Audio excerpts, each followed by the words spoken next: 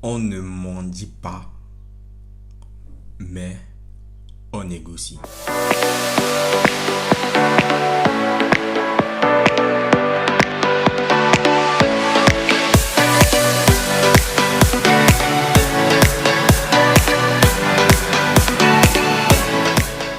Bonjour ma personne, bonjour les audacieux, j'espère que vous allez bien. Moi je vais super bien par la grâce de Dieu. Mon nom est José Chinaï de Tafeu.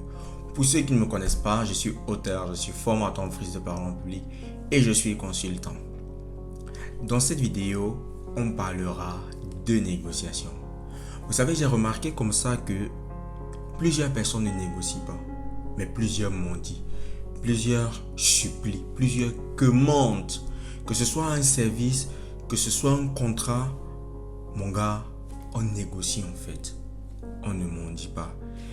Et il est important de savoir que la prise de parole en public, ce n'est pas seulement la capacité de se tenir devant des gens et de parler. Non, un bon orateur est aussi et avant tout un excellent négociateur.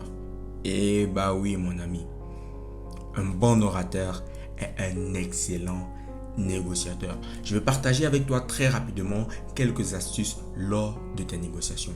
La première astuce, comme je l'ai dit, on ne négocie pas, on ne mendie pas, on négocie. Vous savez, lorsqu'on vient négocier, en fait, on s'assoit sur ce que on appelle la table du donner et du recevoir. Ça, c'est un grand frère qui m'a appris cette stratégie. Et lorsqu'on s'assoit sur la table du donner et du recevoir, chacun apporte quelque chose. Il est important pour toi de défendre tes apports de la meilleure des façons. Et pour les défendre de la meilleure des façons, maintenant, il faut faire attention au choix des mots que tu vas utiliser. Après le choix des mots, la deuxième chose que tu dois faire, c'est de créer le doute en ton interlocuteur. Eh bah oui mon ami.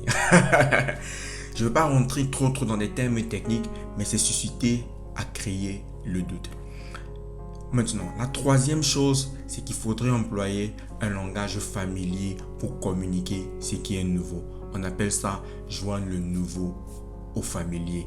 Et en quatrième point, tu ne dois surtout pas, ça c'est ce que beaucoup de personnes font dans les négociations, elles essayent d'être convaincants en apportant des statistiques, des théories, des arguments prouvés et bien d'autres choses. Moi par contre, je préfère être persuasif en apportant des arguments sur la base des émotions.